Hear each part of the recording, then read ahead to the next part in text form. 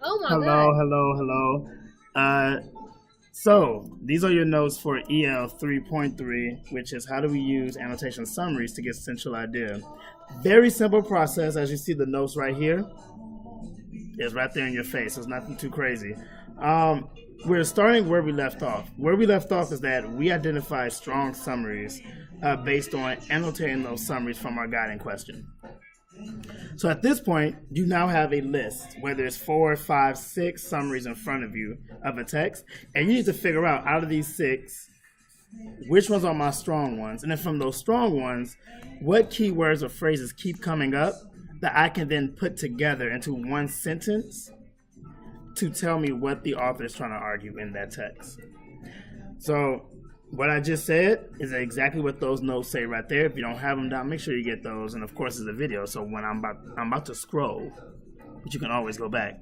Once you're done, you want to make sure that you take your keywords and phrases and annotate the central idea to make sure they all have the exact same language. What that would look like is something like this. So as you see, off on the left, I have all the summaries from the student walkout during the Columbine shooting text. From that point, I annotated each one to make sure that it followed the guide in question. You don't see the guide in question here, but the guide in question had students in walkout wavy lined, it had Columbine underlined, and it had effects in brackets. And so, as I read, we start to notice that Columbine ended up being school shooting ended up being gun control or guns, ammunition. And so all those things could be underlined. So A, students is there, walkout is there, better gun control there. C, students is there, walkout is there, better gun control there. E, young people, which you know also the same thing as students, and then gun control is there.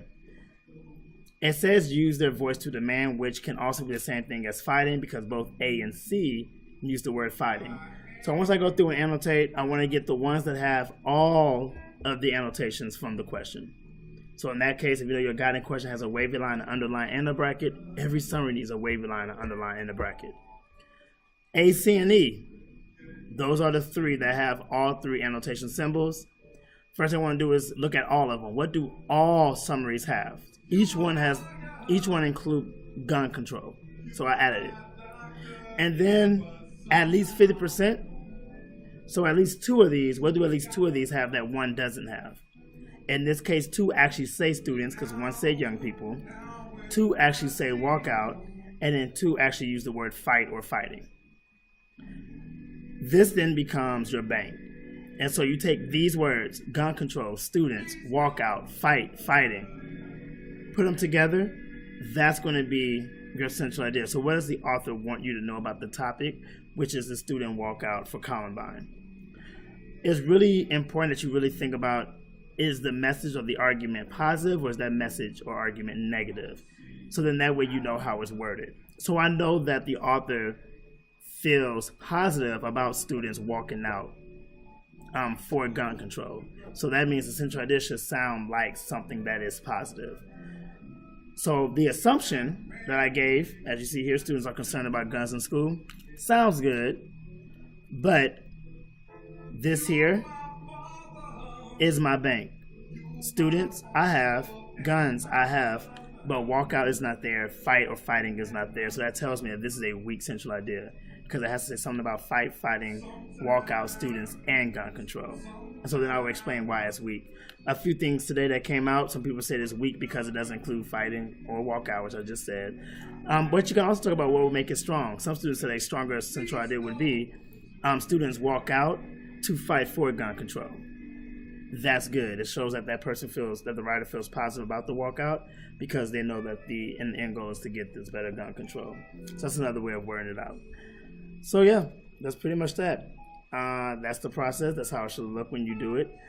Also recognize too, from what I just said about a strong central idea, oftentimes your writer would give you the central idea in the very beginning of the text. And the central idea that I just gave, students are walking out to fight for gun control, sounds just like this first summary. Students use the walkout to take part in another fight for the cause of better gun control. Sounds exactly the same. So if you do your summary right for the very first paragraph or the first section, that also can be used as your central idea. So that is that. Good luck. See you Thursday.